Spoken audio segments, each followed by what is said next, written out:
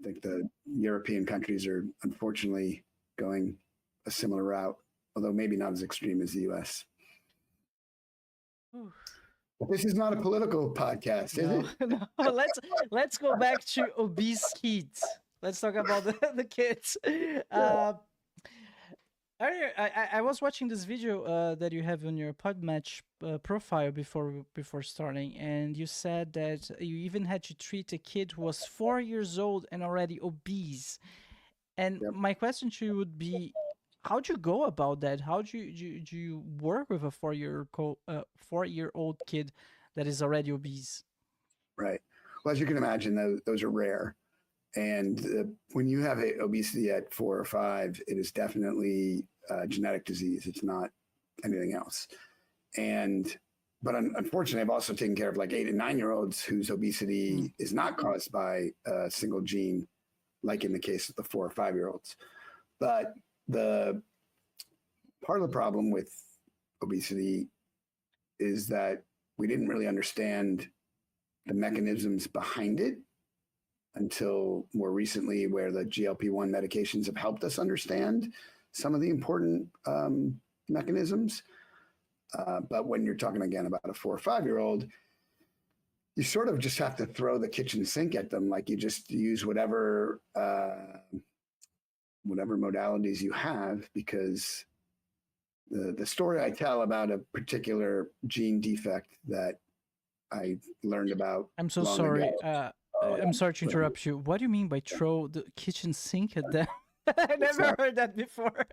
Oh, that must be an American expression. I apologize for that. It means like, use everything you have. Okay. Like, I don't actually know where that saying came from, because it doesn't make sense now that I've said it out loud. I'm like, why do we say that? But anyway. So you use all the tools in your toolbox, because if they're already having issues at 4, you know where their life is going.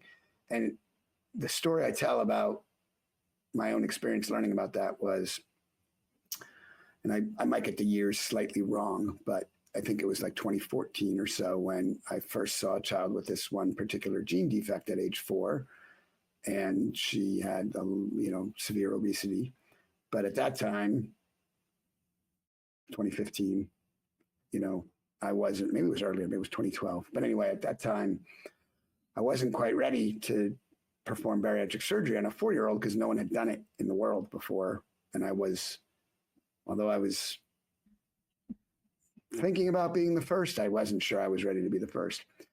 So that particular kid I worked with for a couple of years. And in the time that I was working with them, they basically went from having severe obesity and having some medical problems to being wheelchair bound from her weight, unable to care for herself, unable to like even clean herself after she went to the bathroom because of her weight. And so that was, I think, 2-3 years. So then I eventually did surgery on her and helped her quite a bit. And I said to myself, well, this is a super rare gene defect and I'll probably never see it again. But if I do ever see it again, I'm not going to wait between 4 and 7, because I've just seen what happens between 4 and 7, and it's not good. And I didn't help this child any by waiting those 3 years. So just at a total happenstance, I saw another patient with that exact same gene defect, like later in the same year when I did the surgery on the first one. And I just, I just had, 4-year-old, I just said to the mom, or maybe 5 at 4.5, I think, I was just like, listen, I've seen what happens if we don't do surgery. So if you're willing, that would be my recommendation. And it turns out that the mom was actually, came to see me because she wanted surgery for her kid, because the research she had done herself suggested that that was her kid's best chance. And that kid did really well, although I did have to operate on that child again 7 years later. But when you don't treat those single gene defect cases, that the weight gain is like unstoppable. So now we would probably use both medication and surgery for children like that. Medications weren't even available back then when I was doing this. That's what I mean by the kitchen sink, is you use medications, you use lifestyle, you use surgery, you use everything you have, because their disease, again, is much different than the disease of someone who, started gaining weight at 40 because they, led a sedentary lifestyle or some life change or something. So that's why you really have to think about tailoring your treatment recommendations to sort of how the patient got there. What is the name of this gene defect that you mentioned? So that particular gene defect is called the melanocortin-4 receptor. And if you were to look that up in like PubMed or some other thing, you would see that I've actually published on that topic. I published my experience with these kids because melanocortin. So yeah, there it is.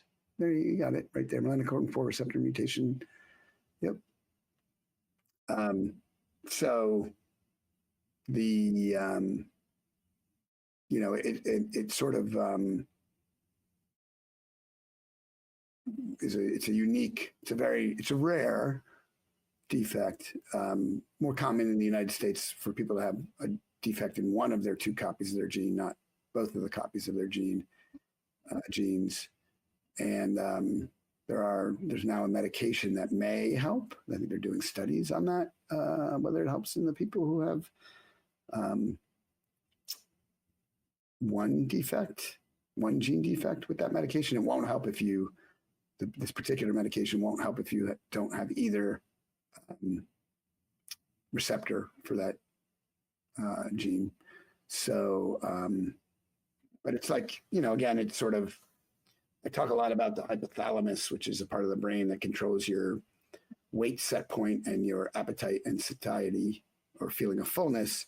And this gene disrupts this receptor, this gene defect disrupts all of that. So you don't really have any normal feeling of, you have an overexpressed sense of hunger and an underexpressed sense of feeling full.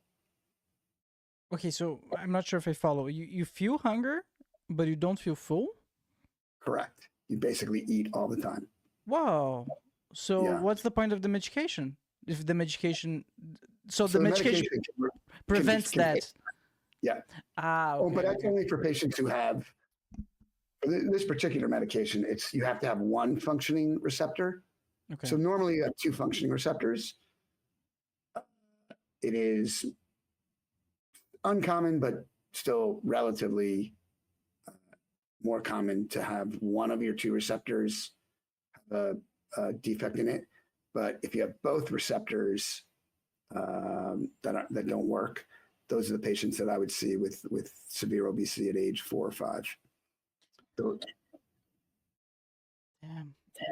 Yeah. So again, that's so when people like, my perspective on obesity is somewhat unique or very unique, because I've seen all of these sort of one-off cases, and they sort of helped me think about the disease differently, because the severe cases or the unusual cases do show you something or teach you something about the pathophysiology of the disease or the way to treat the disease, or it just helps, it helps, or it helped educate.